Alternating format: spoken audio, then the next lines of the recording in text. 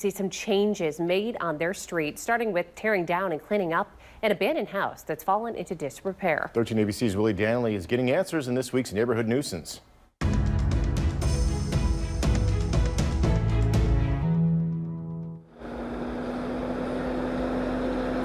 Tony and Tina, people living here on Maplewood say they want to see this street return to the vibrant community that it once was, and that starts by getting rid of properties like this one.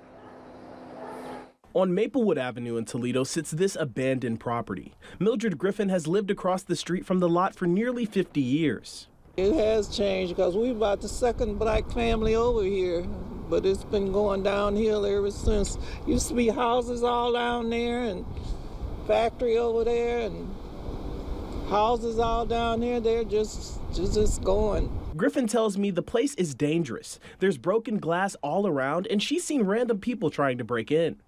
People go in there, you don't know who's coming out. One time they had a whole bunch of dogs in there, and they called a warden in there.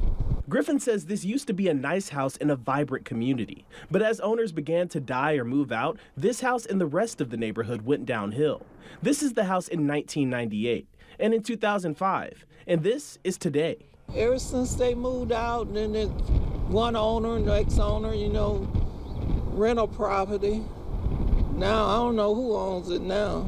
According to Lucas County records, the current owner is Christopher L. Spigner. Griffin says for years, the few neighbors who live on the block have reached out to the city to get the place cleaned up or torn down.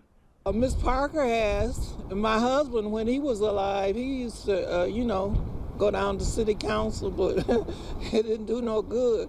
The city's code compliance representative tells 13 ABC this property has been a challenge to bring into compliance. Crews have visited the property since 2016 and issued orders for grass, board ups, and debris.